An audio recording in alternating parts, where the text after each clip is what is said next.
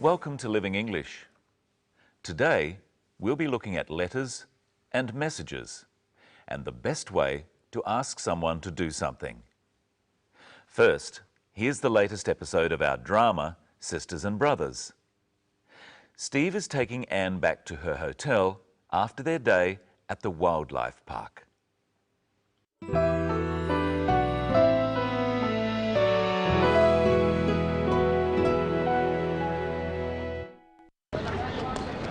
Did you have a good day? Very much. Yeah. Thank you for taking me. How about you? Of course. Not too boring? You must have been there 100 times. Not since I was a kid. It was great. Do you like Chinese food? I love Chinese food. I'm going to cook a Chinese meal for you and your family. Really? That'll be great. When? Friday? Fantastic. Oh, I'll see you then. Yes. Bye. Bye.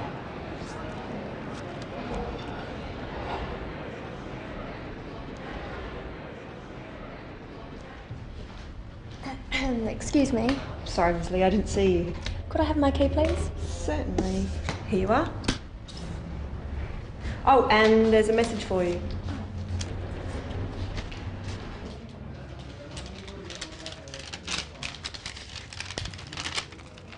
Dear Ms. Lee, please call my office. I have some news for you.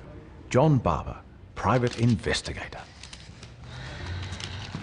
What did the message say again?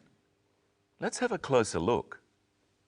The message says, Dear Ms. Lee, please call my office. I have some news for you. John Barber, private investigator.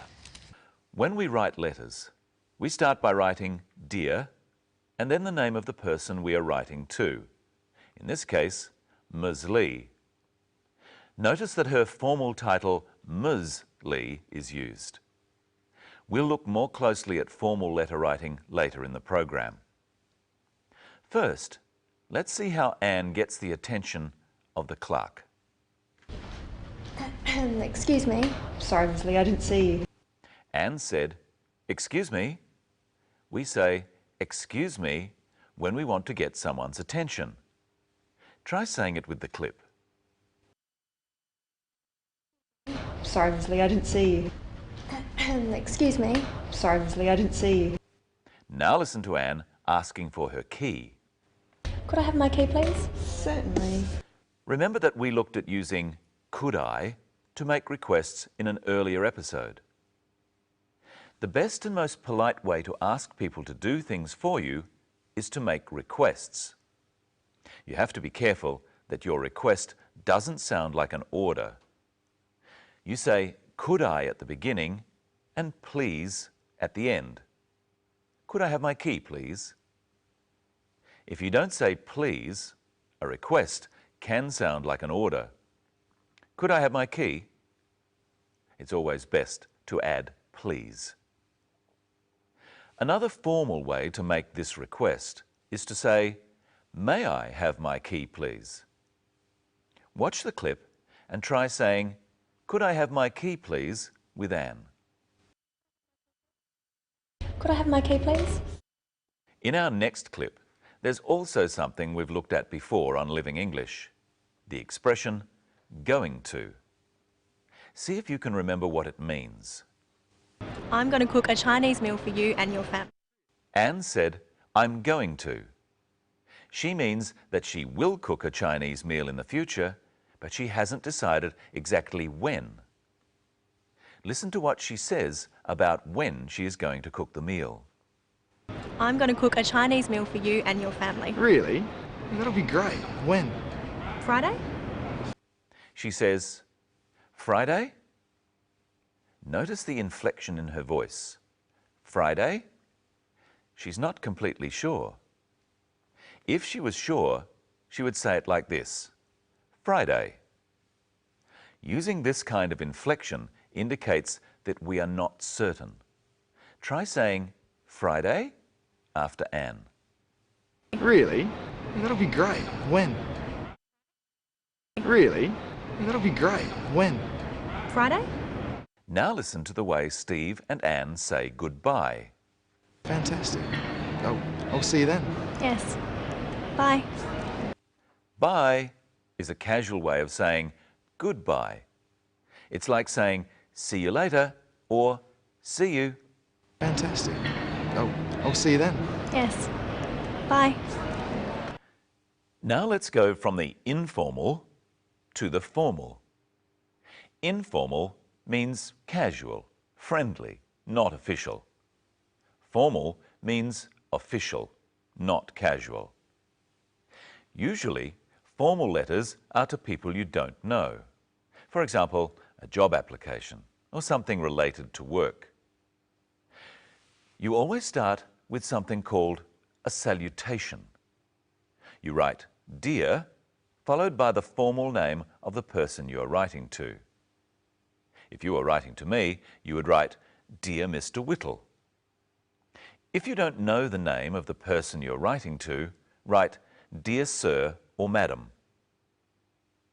When you finish the letter, you write, Yours faithfully, followed by your name.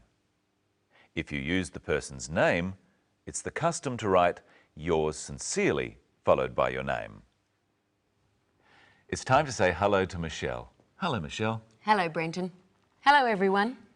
Do you write letters? Not very often.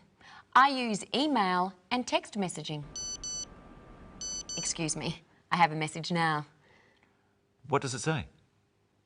Please pick up milk. What does that mean?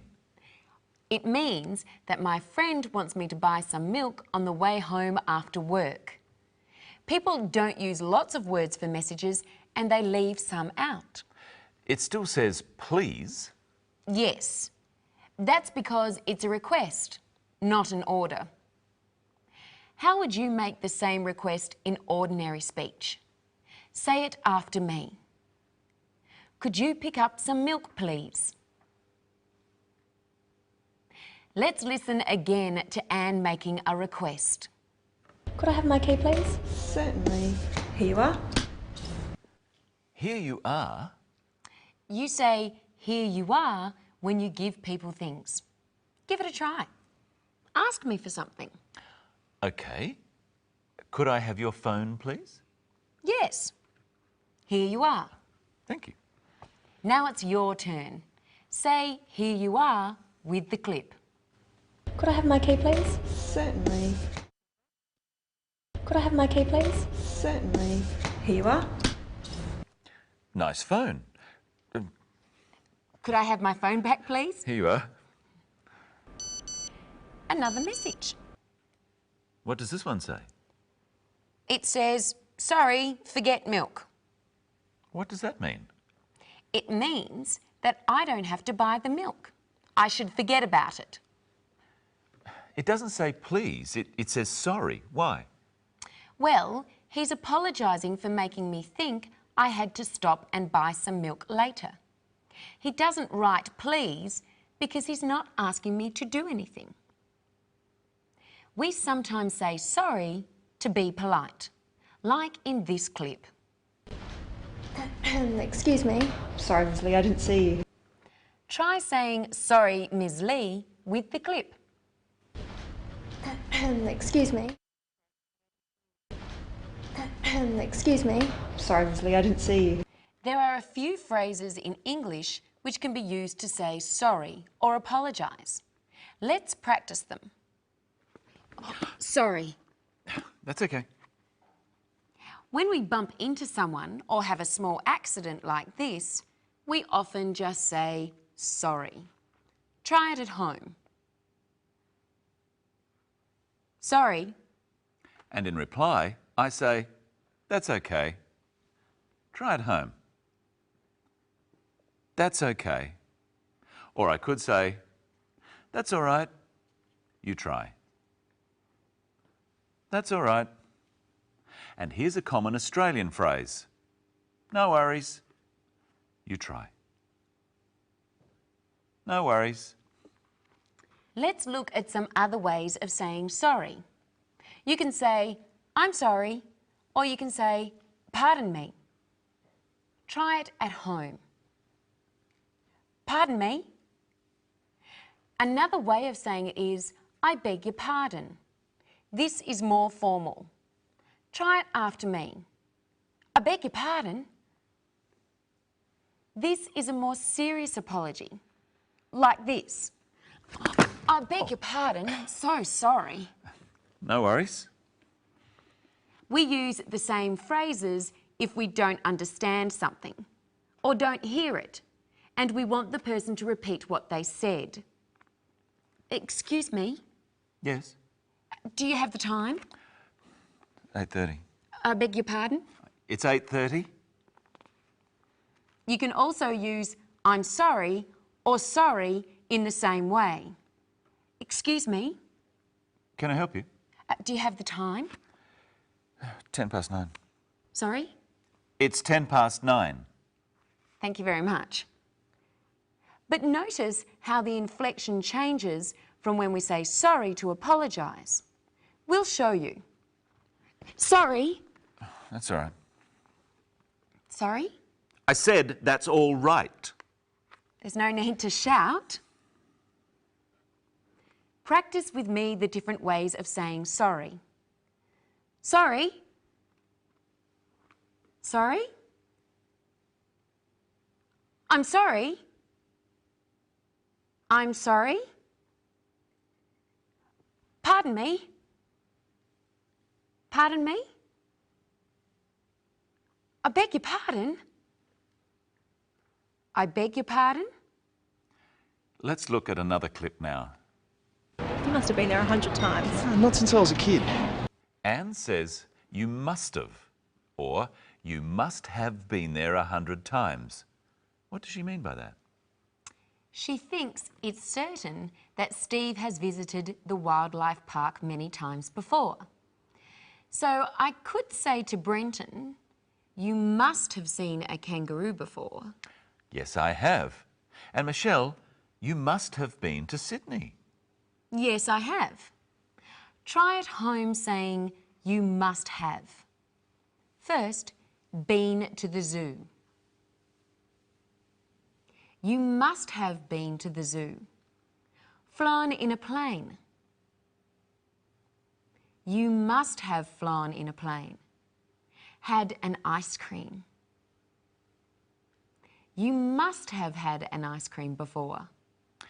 There's one thing in that clip that's confusing, Michelle. What's that? Well, let's watch again. You must have been there 100 times. Not since I was a kid. Steve says, not since I was a kid. But a kid is a baby goat, isn't it? Yes. But kid is also slang for young boy or girl. So what are the other words for people at different ages? Well, we start off as a baby. The plural is babies. Then when we start to walk, we're called toddlers. Young boys and girls are called children. One is called a child. And then we are called teenagers, from the age 13 to 19. And then adults. And that's all we have time for today.